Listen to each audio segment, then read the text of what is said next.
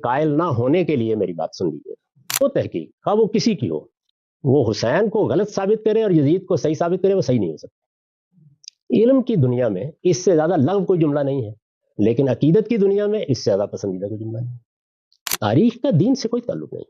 مسلمانوں کی تاریخ پر جو کتابیں لکھی گئیں اور دارالمصنفین نے جو لکھی وہ بھی اس میں شامل ہے. اس کا نام رکھا گیا تاریخ اسلام. یہ بدعت پہلی مرتبہ وجود میں آئی. یہ جو جملہ ہے نا، مجھے دکھ ہوا. کیوں ہوا؟ یہ کہ پڑھنے کی چیز ہے، مطالعہ کرنے کی چیز ہے. اس میں ایک زاویہ نظر آپ کا ہو سکتا ہے، ایک زاویہ نظر میرا ہو سکتا ہے، ایک زاویہ نظر کسی تیسرے آدمی کا ہو سکتا ہے. یہ مذہب نہیں ہے. تو سیدنا علی اور سیدنا معاویہ کا فضیلت کے لحاظ سے، درجے کے لحاظ سے، اسلام کی خدمات کے لحاظ سے اگر کوئی آدمی مقابلہ کرنے کی جسارت بھی کرے تو میرے خیال کے مطابق اس کا صحیح مقام یہ جگہ نہیں ہے شفاخانہ یا امراض دماغی. میں کوشش کرتا ہوں کہ اپنا نقطہ نظر واضح کر دوں، پھر عرض کر دوں کہ ہم نقطہ نظر ہی واضح کر سکتے ہیں. اس پہ غور کرنا، سوچنا، یہ آپ کا کام ہے. آپ کوئی بات کہیں گے، میری ذمہ داری ہے کہ میں اس پر غور کروں اور دیانتداری کے ساتھ غور کرتا رہوں. زیادہ سے زیادہ کیا ہے، ہم تبادلہ خیالات کر سکتے ہیں. قائل ہو جانا یہ ضروری نہیں، بلکہ قائل نہ ہونے کے لیے میری بات سن لیجیے عنایت کے ساتھ. جو پہلی بات آپ نے فرمائی ہے کہ تاریخ کو ری رائٹ کیا جائے، وہ ممکن ہی نہیں. جو تاریخ اس وقت بن رہی ہے، اگر اس کے بارے میں آپ کوئی ایسا ورژن پیدا نہیں کر سکتے جس پر سب لوگ اتفاق کر لیں، تو 14 صدی پہلے کی تاریخ پر کیسے ہو جائے گا؟ جو لوگ اس کو بیان کریں گے وہ اپنے لحاظ سے ایک تعبیر پیش کر دیں گے. وہ تعبیر بھی چند افراد کی ہوگی، ایک شخص کی ہوگی. ممکن ہے اس پر آپ کو اطمینان ہو، ممکن ہے آپ کو اطمینان نہ ہو. کیونکہ تاریخ میں جب واقعات پیش آتے ہیں تو ان کو لوگ بیان کر رہے ہوتے ہیں. اگر آپ کبھی غور کر کے دیکھیں تو ہماری تاریخ روزانہ اخبارات کی صورت میں، مقالات کی صورت میں، ٹیلی ویژن اور ریڈیو پر نشر ہونے والی خبروں کی صورت میں لکھی جا رہی ہوتی ہے. ایک دن کی اگر آپ اخبار اٹھا لیں، اخبار میں یہاں خبر کی جمع کے معنی میں بول رہا ہوں، اٹھا لیں اور ذرا ان کے تضادات پہ غور کرنا شروع کر دیں. میرا خیال یہ ہے کہ اگر میرے جیسے 10 لوگ اپنی زندگیاں دے دیں تو پاکستان کے پچھلے 15-20 سال کی تاریخ کے تضادات ختم نہیں کر سکتے. اس وجہ سے تاریخ کے معاملے میں وہی رویہ صحیح ہے جو ہمارے اسلاف نے اختیار کی ہے کہ تاریخ کا دین سے کوئی تعلق نہیں. دین اللہ کی کتاب قرآن مجید اور پیغمبر کی سنت کی صورت میں جاری ہو چکا ہے. اس میں کسی اختلاف کا کوئی سوال ہی نہیں ہے. جس نے اس کو سمجھنا ہے براہ راست سمجھے، اس پر عمل پیرا ہو. تاریخ انسانوں سے بنتی ہے. میرے نزدیک ایک بڑی غلطی ہوئی ہے، وہ یہ ہے کہ بر صغیر میں خاص طور پر مسلمانوں کی تاریخ پر جو کتابیں لکھی گئیں اور دارالمصنفین نے جو لکھی وہ بھی اس میں شامل ہے. اس کا نام رکھا گیا تاریخ اسلام. یہ بدعت پہلی مرتبہ وجود میں آئی. مثال کے طور پر آپ کے ہاں تاریخ کی جو کلاسیکل کتابیں ہیں، کیا تبری نے اپنی تاریخ کا نام تاریخ اسلام رکھا ہے؟ کیا ابن کثیر نے البدایہ والنہایہ کا نام تاریخ اسلام رکھا ہے؟ کیا ابن اسیر نے الکامل کا نام تاریخ اسلام رکھا ہے؟ کیا ابن خلدون نے اپنی کتاب و لبر کا نام تاریخ اسلام رکھا ہے؟ کسی کے وہم میں بھی کبھی یہ بات نہیں آتی تھی. تو پہلی بات جس کو سمجھ لینا چاہیے وہ یہ ہے کہ اسلام کی تاریخ رسالت مآب صلی اللہ علیہ وسلم نے جب اپنا آخری سانس دنیا میں لیا تو اس دن ختم ہو گئی. اسلام کی تاریخ اصل میں انبیاء کی تاریخ ہے. وہ آدم علیہ السلام سے شروع ہوئی اور محمد الرسول اللہ صلی اللہ علیہ وسلم پر اس کا خاتمہ ہو گیا. اس سے اگلے دن مسلمانوں کی تاریخ شروع ہوئی اور مسلمانوں کی بھی تاریخ تاریخی لحاظ سے شروع نہیں ہوئی. مسلمانوں کی تاریخ کی ابتدا بھی اس دن ہوئی تھی جس دن بنی اسرائیل میں سیدنا موسیٰ کی بعثت ہوئی. چنانچہ پہلے 1500 سال کم و بیش بنی اسرائیل دنیا میں مسلمان قوم کی حیثیت. یہ دوسرا دور ہے جس کی ابتدا محمد الرسول اللہ کے بعد ہوئی. پھر اس کے بعد بھی کچھ ادوار ہیں میں نے حال میں غالباً اٹلانٹا میں گفتگو کرتے ہوئے ان چاروں ادوار پر تفصیلی بحث کی ہے۔ تو مسلمانوں کی تاریخ جہاں بھی ہوگی وہ انسانوں کی تاریخ ہوگی، اس کو پہلے تو مذہب سے بالکل الگ کر لیجیے۔ انسان ہے، انسانوں نے سیاسی فیصلے کرنے ہیں، سماجی فیصلے کرنے ہیں، انہوں نے کسی چیز کو چھوڑنا ہے، کسی کو اختیار کرنا ہے، ان میں غلطیاں ہونی ہیں، ان کی تعبیریں ہونی ہیں۔ کئی مرتبہ میں نے بات سمجھانے کے لیے عرض کیا ہے کہ میرے سامنے دو بڑے واقعات ہوئے۔ لال مسجد کا واقعہ ہوا پاکستان میں، کبھی یاد کریں، یعنی پاکستان کے تمام بڑے ابلاغ کے اداروں کے کیمرے پوری مسجد کی طرف تھے۔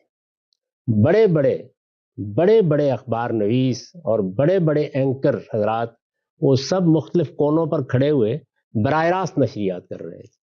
میں چند سوالات کرتا ہوں، ذرا اس میں کوئی مجھے متفق علیہ ورژن بتا دیجیے۔ آج تک اس پہ اتفاق نہیں ہو سکا کہ اندر خواتین تھیں یا نہیں تھیں، مرنے والی 900 تھیں یا صرف ایک تھی۔ یعنی آپ ذرا اختلافات دیکھیے کس درجے میں ہے، 780 اور 900 نہیں۔ مذہبی لوگوں کا ورژن ہے 900 کے قریب لڑکیوں کو مار کے بسم کر دیا گیا۔ یہ صورتحال ہے۔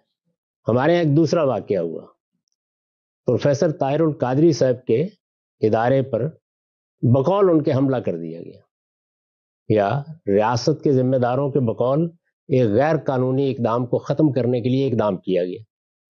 اب دیکھیے، اقدام ہی میں دو رائے بن گئی، اس میں کوئی 10-15 کے قریب لوگ مارے گئے۔ وہ شہید ہیں، وہ مارے گئے ہیں، ان کو اندر والوں نے مارا ہے، باہر والوں نے مارا ہے، جو آئے تھے انہوں نے مارا ہے، جو دفاع کر رہے تھے انہوں نے مارا ہے۔ اس میں بھی لائیو نشریات ہو رہی ہے۔ یہ صورتحال ہے۔ جب میں یہ دیکھتا ہوں کہ لوگ ان دو واقعات کے بارے میں تو کسی حتمی رائے پر نہیں پہنچ پاتے، اور اس میں عدالتیں تک بے بسی کا اظہار کر دیتی، جن کے سامنے مقدمات جاتے ہیں، تو یہ 14 صدی پہلے میدان کربلا میں ایک ایک چیز کیسے طے ہو جاتی، اور معاویہ و علی کی کشمکش میں کیسے طے ہو جاتی، اور اس میں ایک ایک روایت کس طریقے سے فیصلہ کن ہو جاتی ہے، یہ میرے جیسے طالب علم کے لیے کم و بیش ناقابل فہم ہے۔ تو اس لیے میری گزارش یہ ہے کہ تاریخ کو، یہ جو جملہ ہے نا، مجھے دکھ ہوا، کیوں ہوا؟ یہ کہ پڑھنے کی چیز ہے، مطالعہ کرنے کی چیز ہے، اس میں ایک زاویہ نظر آپ کا ہو سکتا ہے، ایک زاویہ نظر میرا ہو سکتا ہے، ایک زاویہ نظر کسی تیسرے آدمی کا ہو سکتا ہے۔ یہ مذہب نہیں ہے۔ جب مذہب زیر بحث آتا ہے تو وہاں میری آخرت زیر بحث آتی ہے۔ اس میں بالکل درست ہے کہ آپ کو ایک ایک چیز کی تنقیح کر کے کوئی رائے اختیار کرنی ہے، کیونکہ مجھے عمل کرنا ہے، اپنے رب کو جواب دہ ہونا ہے۔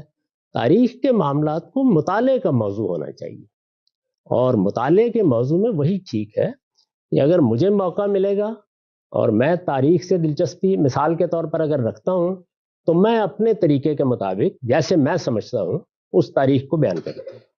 کسی دوسرے کو موقع ملے گا وہ اس کے لحاظ سے بیان کر دے گا۔ آپ کے سامنے یہ سارے ورژن رہنے چاہیے۔ میں اس کی ایک مثال دے دیتا ہوں۔ ہمارے ہاں واقعہ کربلا کے بارے میں ایک خاص تعبیر رائج ہے، بڑے پیمانے پر رائج۔ اس تعبیر کے صرف اہل تشیع علمبردار نہیں ہیں، دیوبندی بھی اسی کا قائل ہے، بریلوی بھی اسی کا قائل ہے۔ مولانا عتیق الرحمان سنبھلی کوئی میرے مدرسہ فکر کے عالم نہیں، وہ مولانا منظور نعمانی صاحب کے صاحبزادے، ابھی حال میں وفات ہوئی ہے۔ مولانا منظور نعمانی بر صغیر کی آخری نسل کے اگر 3 بڑے آدمی اٹھائے جائیں دیوبند کے علماء میں سے، تو ان میں سے ایک تھے، اس درجے کے ہیں۔ انہوں نے کتاب لکھی ہے واقعہ کربلا ایک نئے مطالعے کی روشنی میں۔ اس کا مقدمہ پڑھیے آپ۔ وہ کہتے ہیں کہ والد صاحب جوتا اتار کے مجھے مارنے کے لیے نکل پڑے۔ ماہر القادری صاحب ہمارے ہاں بہت اچھے نثر نگار تھے، شاعر بھی تھے۔ ان کے ہاں جب ان کا رسالہ کسی زمانے میں نکلتا تھا تو ایک خاص کالم ہوتا تھا تنقیدی چیزوں کا۔ اس میں انہوں نے خبر نقل کی کہ تمنا مادی واقعہ کربلا پر کچھ لکھنا چاہتے ہیں، ان کو تمنا امادی کے ذوق کا علم تھا، تو انہوں نے اس میں ایک جملہ لکھا، وہ عبرت کا سامان ہے اور لطف اٹھائیں گے آپ اس۔ انہوں نے کہا کہ جو تحقیق خواہ وہ کسی کی ہو، وہ حسین کو غلط ثابت کرے اور یزید کو صحیح ثابت کرے، وہ صحیح نہیں ہو سکتی۔ علم کی دنیا میں اس سے زیادہ لغو کوئی جملہ نہیں ہے، لیکن عقیدت کی دنیا میں اس سے زیادہ پسندیدہ کوئی جملہ نہیں ہے۔ دو زاویے ہیں نا اپنے اپنے طریقے۔ تو اس وجہ سے میری بہت بہت دبانہ گزارش ہے کہ تاریخ 15,000 لوگ بھی اگر دوبارہ لکھیں گے تو اس میں اتفاق ممکن نہیں ہے، تعبیریں مختلف ہوں گی۔ چنانچہ جیسے میں نے یہ اس کتاب کا حوالہ دیا، یہ شائع ہوئی، اس پر بہت نقد و جرح ہوئی، اس سب کے باوصف آپ کھلے دل کے ساتھ کتاب کو پڑھیے، سوال اتفاق اختلاف کا نہیں ہے، واقعتاً آپ کے سامنے ایک دوسرا زاویہ نظر آ جائے۔ اسی طرح محمود عباسی صاحب نے خلافت معاویہ یزید لکھی، ہمارے ملک میں کئی برس تک، اگر میں غلطی نہیں کر رہا تو غالباً 35-40 برس تک کتاب پہ پابندی رہی، لیکن یہ نہیں کہ مجھے یا آپ کو اس سے اتفاق ہو سکتا ہے۔ کتاب نے ایک نیا زاویہ تاریخ کو دیکھنے کا دے دیا۔ مولانا سید ابواللہ صاحب مودودی نے خلافت و ملوکیت کے نام سے اسی موضوع پر کتاب لکھی، اس کتاب پر بھی بہت کچھ سب و شتم ہوا ہے، یعنی مولانا سید ابواللہ صاحب مودودی کو جتنی مخالفت کا سامنا اس کتاب پر کرنا پڑا کسی اور کو نہیں کرنا پڑا، اس کے باوجود کتاب نے ایک خدمت انجام دی ہے، اور وہ یہ کہ اس نے پھر ایک زاویہ نظر کو ابتدا سے انتہا تک آپ کو برت کے دکھا دیا ہے۔ تو میرے خیال میں تاریخ میں یہی ہوگا کہ خلافت و ملوکیت بھی لکھی جائے اور خلافت معاویہ یزید بھی لکھی جائے، اور یوسف صلاح الدین صاحب کی کتاب خلافت و ملوکیت کا ایک علمی جائزہ بھی لکھی جائے۔ تاریخ میں یہی ہو سکتا ہے، اس سے زیادہ کی توقع کرنا وہ میں کروں کوئی اور کرے، میرے نزدیک یہ تاریخ کے علم سے ناواقفیت کی دلالت ہوگی۔ آپ آج جو تاریخ بن رہی ہے، ذرا اس وقت جو سیاسی واقعات ہو رہے ہیں اس میں کبھی آپ اپنے محلے میں جائیں اور وہاں پہ کوئی 5 لوگ جمع کر لیں آپ تحریک انصاف کے، اور کوئی 3-4 جمع کر لیں مسلم لیگ نون کے، دونوں سے پوچھیں تاریخی واقعات کیسے ہو رہے ہیں۔ ایک کے نزدیک مکافات عمل اپنی آخری انتہا پر ہے، اور دوسرے کے نزدیک ایسا ظلم کبھی تاریخ انسانی میں ہوا ہی نہیں ہے کہ بات تو ایک ہی ہو رہی ہے، دو مختلف چیزیں تو نہیں ہو رہی، لیکن آپ دیکھیے کہ چیزوں کو دیکھنے کا کیا پہلو ہوتا ہے۔ جو دوسری بات آپ نے فرمائی کہ میں نے سیدنا معاویہ کو اور سیدنا علی کو ایک جگہ کھڑا کر دیا، اور اس میں قرآن مجید کی آیات کی طرف آپ نے اشارہ کیا کہ صحابہ میں فرق ہے، نہ میں دونوں کی فضیلت بیان کر رہا تھا، نہ میں دونوں کا مقام بیان کر رہا تھا۔ میرے نزدیک تو قرآن مجید کے ان سری نصوص کے ہوتے ہوئے کہ مہاجرین و انصار میں السابقون کا درجہ اللہ کے ہاں وہ ہے جس سے بڑا کسی کا درجہ نہیں، نہ میں پوری جماعت صحابہ کے اندر کوئی تفریق بیان کر رہا تھا، میں ایک سیاسی مسئلے کا جائزہ لے رہا تھا۔ سیاسی مسئلے میں فضائل، آیات اور حدیثیں بہت معذرت کے ساتھ کوئی اہمیت نہیں رکھتی، سیاسی مسئلے کو سیاسی زاویے سے دیکھا جاتا ہے۔ آیتیں یہ نہیں بیان کر رہی ہیں کہ سیاسی اقدام کس کا درست ہوگا، سیاسی اقدام سیدنا ابو بکر نے کیا ایک، اور سیدنا عمر نے، دونوں نے مل کے سقیفہ بنی ساعدہ میں ایک فیصلہ کیا۔ سیدنا عمر، بخاری کی روایت ہے، آپ کہتے ہیں کہ آپ نے سب حدیثیں پڑھ ڈالی ہیں، بخاری کی روایت میں سیدنا عمر ایک خطبہ دے کے بتا رہے ہیں کہ وہ سیاسی فیصلہ میں نے کس اصول پر کیا تھا، کیا اس پر اتفاق ہو گیا؟ اس وقت مسلمانوں کی آبادی اگر 1.5 ارب ہے تو اس میں سے 35-40 کروڑ کے قریب لوگ بالکل دوسرا زاویہ رکھتے ہیں اس کے بارے میں، اور وہ کس شخص پر تنقید کر رہے ہیں؟ سیدنا عمر پر۔ اب آپ دیکھیے، اور سیدنا صدیق پر، دونوں کون ہیں؟ کیا سابقون کی کسی فہرست میں سیدنا صدیق اور سیدنا عمر سے بھی بڑا کوئی ہو سکتا ہے؟ اس کے باوجود تنقید ہوگی، اور ہر حال میں ہوگی۔ تو اس وجہ سے بہت میں ادب سے عرض کروں گا کہ معاملے کو ایک دوسرے زاویے سے دیکھیے، سیاسی اقدامات کا پہلے سیاسی صورتحال میں رکھ کے جائزہ لیا جائے، یہ دیکھا جائے گا کہ اس میں سیدنا عمر نے اس موقع پر جو اقدام کیا کیا اس اقدام میں کوئی بدنیتی تو شامل نہیں تھی؟ کیا اس اقدام کو قاعدے کے مطابق اقدام کہا جا سکتا ہے؟ فرض کیجئے کہ میں تجزیہ کر کے اس نتیجے پر پہنچ گیا کہ یہ ایک باقاعدہ اقدام ہو گیا ہے، تو اب میں یہ نہیں دیکھوں گا کہ سیدنا عمر کے بارے میں آیت کیا کہتی، وہ اقدام بے قاعدہ ہی رہے۔ تو سیدنا علی اور سیدنا معاویہ کا فضیلت کے لحاظ سے، درجے کے لحاظ سے، اسلام کی خدمات کے لحاظ سے اگر کوئی آدمی مقابلہ کرنے کی جسارت بھی کرے تو میرے خیال کے مطابق اس کا صحیح مقام یہ جگہ نہیں ہے شفاخانہ یا امراض دماغی، لیکن سیاسی اعتبار سے معاویہ رضی اللہ عنہ کی سیاسی بصیرت، ان کے سیاسی اقدامات کی حکمت اور ان کے سیاسی اقدامات کے نتائج کے مقابلے میں بہت معذرت کے ساتھ سیدنا علی کی کوئی حیثیت نہیں۔ یہ دو بالکل الگ الگ چیزیں، اور دونوں کو الگ الگ طریقوں سے دیکھنا چاہیے۔ جب میں کسی سیاسی رہنما کے اقدامات کا جائزہ لوں گا تو وہاں قائد اعظم کا تقابل مولانا سید ابر اللہ صاحب مودودی یا مولانا حسین احمد مدنی سے کرنے کا یہ ہرگز مطلب نہیں ہوگا کہ مولانا حسین احمد مدنی اور قائد اعظم ایک جیسے متقی اور پرہیزگار ہیں کہ نہیں۔ قائد اعظم کے اقدامات کو اس معاملے میں اور مولانا حسین احمد مدنی کے اقدامات کو اس معاملے میں خالص سیاسی نقطہ نظر سے دیکھا جائے گا، اور مسلمانوں کی پوری قوم پاکستان میں اسی زاویے سے دیکھتی۔ اب آپ مجھے فیصلہ کر کے بتائیے کہ اگر کوئی آدمی یہ کہے کہ مولانا حسین احمد مدنی نے جو نقطہ نظر اختیار کیا تھا کہ ہندوستان کی تقسیم نہیں ہونی چاہیے، یہ صحیح تھا یا قائد اعظم کا نقطہ نظر صحیح تھا؟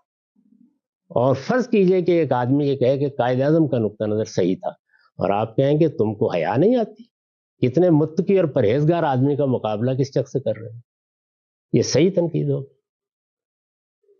تو تھوڑی دیر کے لیے جذبات سے اوپر اٹھ جائیں، اور میری بڑی مؤدبانہ گزارش ہے کہ سیاسی معاملات کو سیاسی زاویے سے دیکھنا سیکھیں۔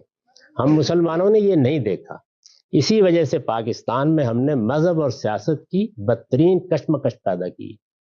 اس کا نتیجہ یہ نکلتا ہے کہ مولانا سید ابر اللہ صاحب مودودی ہوں، مفتی محمد شفیع صاحب ہوں، مولانا فضل الرحمان ہوں، ہم ان کے تقوی کا تقابل سیاسی رہنماؤں سے کرنا شروع کر دیتے۔ نہیں، اس میں تو یہ دیکھنا پڑے گا کہ سیاسی لحاظ سے قیادت کی زیادہ اہلیت کون رکھتا ہے، کس کے سیاسی فیصلوں کے پیچھے وزڈم ہے، کس نے سیاسی اقتدار کی حکمت عملی اور اس کے میکینزم کو سمجھا ہے، اور اس میں کس نے کیا اقدام کیا۔